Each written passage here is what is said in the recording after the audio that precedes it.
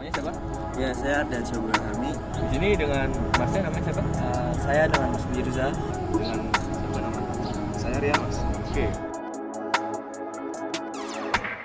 Ya, menurut saya untuk pasangan calon nomor 1 yang sebagaimana kita tahu Bapak Anies Baswedan sebagai calon presidennya sudah memiliki rekam jejak politik yang lumayan bagus, saya kira, terlepas dari kasus-kasus yang dia pernah dapatkan. Sementara untuk wakilnya, saya sebagai generasi Z ya, atau generasi saat sekarang kurang mengenal Muhaimin Iskandar, tapi untuk rekam jejak politiknya saya masih kurang paham atau kurang tahu gitu. Nah, mungkin untuk sarannya untuk tim suksesnya calon nomor 1 untuk mengangkat prestasi-prestasi yang ada di yang paslon 1 punya, mau itu calon presidennya atau calon wakil presidennya. Oke, untuk yang nomor 2 Pak Prabowo dengan Mas Gibran. Yang seperti kita tahu juga Pak Prabowo memiliki rekam jejak politik yang sangat lumayan bagus, terlepas juga dari pro kontra yang ada. Sebagai ketua umum Gerindra, saya keputusan dia mungkin penuh terhadap suara atau keputusan yang dia ambil sendiri. Dia juga sebagai Menteri Pertahanan ya di sistem pemerintah Pak Jokowi sekarang, mungkin rekam jejak atau jam terbangnya di politik sudah bagus. Nah, untuk wakilnya lagi Mas Gibran yang sebagaimana kita tahu juga wali kota Solo, itu salah satu syaratnya mungkin sudah memenuhi, yaitu memimpin wilayah minimal kabupaten atau kota. Nah, yang menjadi pro kontranya yang kita tahu di keputusan Mahkamah Konstitusi kemarin itu umur ya, tapi sudah boleh dan MK pun sudah netapin gitu. Jadi tapi itu tetap jadi pro kontra terlepas sistem atau pemerintahan yang dia buat di kota Solo itu sendiri. Nah, untuk pasangan calon nomor 3 Pak Ganjar dengan Pak Mahfud, kita tahu Pak Ganjar gubernur Jawa Tengah, rekam jejak politiknya juga menuai pro kontra, banyak bagus banyak buruknya. Dan untuk calon wakil presidennya ada Pak Mahfud MD yang kita tahu itu Menko Polhukam, rekam jejaknya sudah tinggi, sudah menjadi pernah ketua Mahkamah Konstitusi, pernah menjabat banyak di instansi-instansi pemerintahan. Itu menurut saya sudah cukup bagus. Jadi ya dari 3 pasangan calon itu banyak pro kontranya. Jadi kita sebagai apalagi sebagai generasi sekarang ya, itu harus pinter-pinter memilih gitu ibaratnya. Nah, untuk pasangan calon nomor 3 juga Pak Mahfud mungkin sebagai daya tarik dari generasi tua atau generasi yang sudah berumur gitu. Nah, untuk pasangan calon nomor 2 Mas Gibran, mungkin itu salah satu strategi mereka untuk menarik suara milenial atau suara generasi muda seperti kita. Itu sih. Pendapat Anda tentang pasangan urut nomor 1? Untuk pendapat saya tentang pasangan nomor urut 1, saya tidak begitu mengikuti tentang figur dari seorang bapak pasangan nomor 1 ini, dari keduanya, mau ketua maupun wakil. Tapi yang saya dapat dari media-media bahwa bapak pasangan nomor urut 1 ini begitu banyak pro dan kontranya yang dilakukan selama masa jabatannya menjabat sebagai gubernur di DKI Jakarta. Tidak menutup kemungkinan saya terus berpikir untuk memilih nanti pas apakah bapak pasangan nomor urut 1 ini layak menduduki kepresidenan di 2024 ataukah pasangan calon lain. Oke, untuk pasangan nomor urut 2 bagaimana? Untuk pasangan calon presiden nomor urut 2, saya sangat mengagumi beliau pertama. Kedua, saya sangat respect kepada beliau.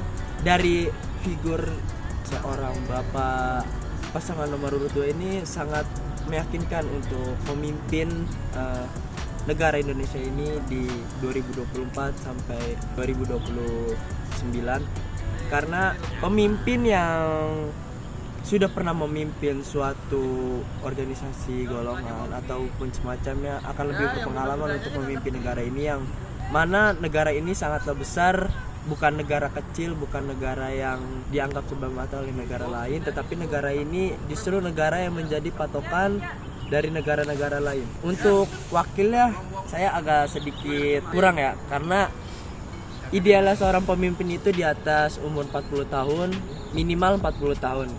yang mana kita tahu dari pasangan nomor 2 ini wakilnya masih di bawah umur. Jadi belum tahu tentang kepemimpinan yang ada di Indonesia ini. Saya rasa belum cukup kalau belum menyampai umur maksimal untuk memimpin negara. Bagaimana dengan yang ketiga? Untuk pasangan yang nomor 3 dengan Bapak Nit yang Ganjar. kita ya Bapak Ganjar. Tadi saya tidak ingin menyebutkan, dengan Bapak wakilnya Mahfud MD. Saya sebenarnya ingin menukar, saudara, ingin berprinsip bahwa Bapak Mahfud MD dengan pasangan calon nomor 2, karena saya tidak gimana ya, kalau bahasa ininya srek dengan ketuanya di pasangan nomor 3 ini. Nah, kenapa tidak srek? Partai yang menaungi dia itu masa jabatannya Pak Jokowi selama 2 tahun ini, dia terpilih secara dibilang secara apa ya, kalau dibilang secara tidak adil, jujur, itu emang iya sih sebenarnya. Tapi kita lihat aja nanti ke depannya gimana beliau berkampanye untuk negara ini, berkampanye secara sehat, berkampanye secara tidak membohongi dirinya sendiri, terutama tidak membohongi rakyatnya nanti pas menjabat. Saya nggak terlalu, disclaimer dulu, saya nggak terlalu ngikutin politik, tapi saya akrab dengan pilpres yang akan datang dengan calon-calonnya.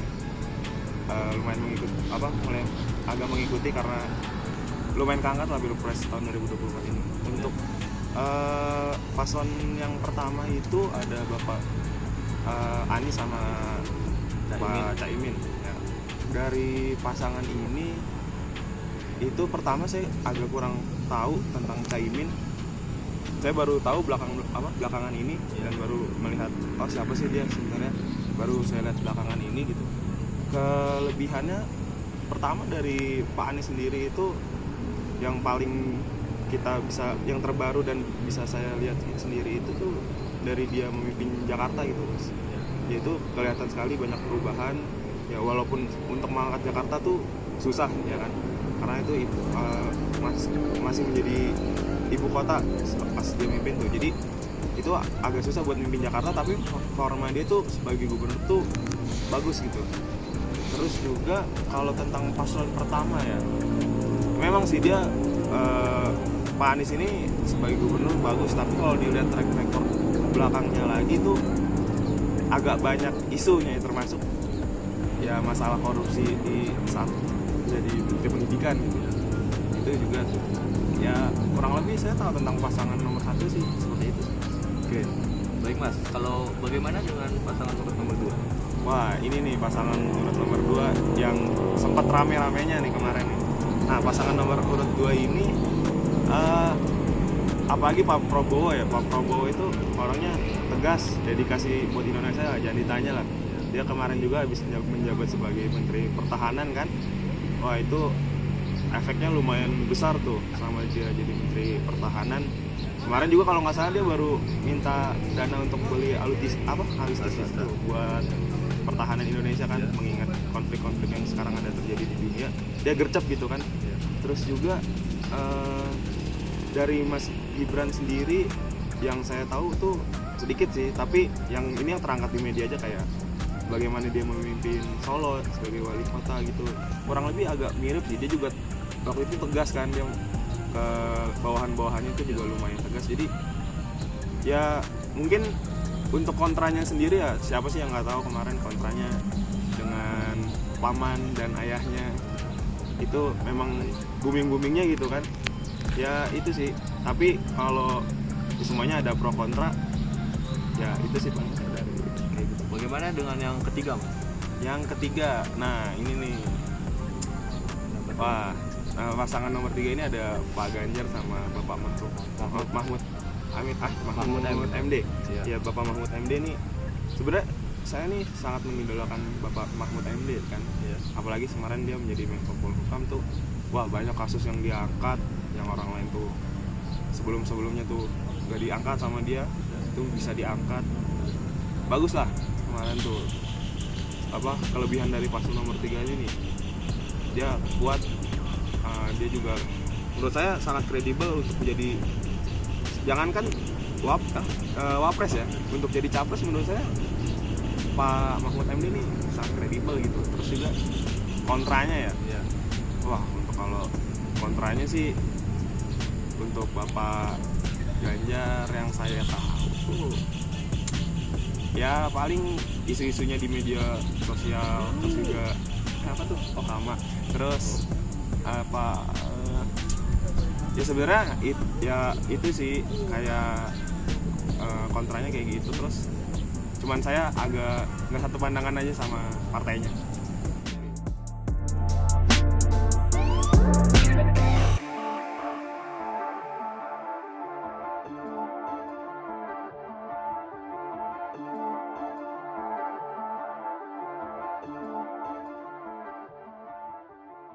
Oke, untuk harapannya untuk pasangan calon 1, 2 maupun 3 itu memberikan pemilu yang sehat atau kampanye yang sehat dan yang fun lah, apalagi kita nih generasi Z, jadi nggak yang kayak dulu gitu. Jadi kita harus fresh gitu pemilu sekarang tuh kayak, dan saya harapin nggak ada black campaign, nggak ada money politik atau ya penyelewengan atau kampanye yang inilah yang tidak benar gitu, tidak menyerang sana sini, jadi kayak ini perang gagasan ibaratnya kayak gitu. Mungkin itu aja sih. Oke, terima kasih. Ya. Harapan Anda untuk Pilpres 2024 nanti? Harapan saya semoga Pilpres tahun 2024 ini tidak kembali terjadi di Pilpres sebelumnya, 2 tahun sebelumnya di masa kepresidenan Bapak Jokowi sekarang. Karena yang kita ketahui waktu masa Pilpres tahun kemarin, 2 tahun kemarin itu mungkin ya itulah yang bisa penonton yang sekarang lihat, dimana meskipun kinerjanya bagus, tapi secara pemilihan suara itu tidak adil, tidak sesuai. Nah, semoga tahun Pilpres 2024 ini banyaknya orang jujur. Orang jujur itu akan membangun bangsa yang besar. Orang yang jujur akan berpegang teguh dengan amanah. Orang yang jujur akan memberikan rasa nyaman untuk memimpin negara ini. Orang yang jujur akan selalu diridhoi oleh rakyatnya dan akan selalu menjadi kebanggaan bagi negara Indonesia. Ya untuk harapan saya ya semoga lancar, terus juga nggak ada kendala. Terus ya saya harap sih semuanya murni tanpa ada pengaturan dan lain sebagainya. Tapi ya sebenarnya kita nggak boleh menormalisasi yang namanya kesalahan gitu kayak black campaign segala macam. Tapi ya nggak bisa dipungkiri hal-hal di belakang layar yang seperti itu tuh ya masyarakat tuh pintar gitu, sebenarnya itu terjadi gitu. Tapi ya yang kalau bisa diharapkan ya semoga murni semurni-murninya. Oke sih. Terima kasih Mas. Ya, makasih juga.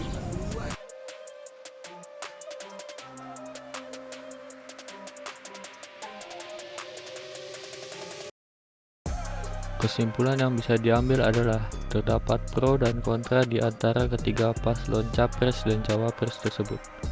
Ada yang sudah mengetahui rekam jejak antara ketiga pasangan tersebut, ada juga yang belum. Dan dari hasil wawancara, mereka pro terhadap pasangan nomor urut 2 namun tidak dengan wakilnya. Namun, pada akhirnya mereka menginginkan pemilu yang jujur, bersih, dan berjalan dengan lancar tanpa ada kendala.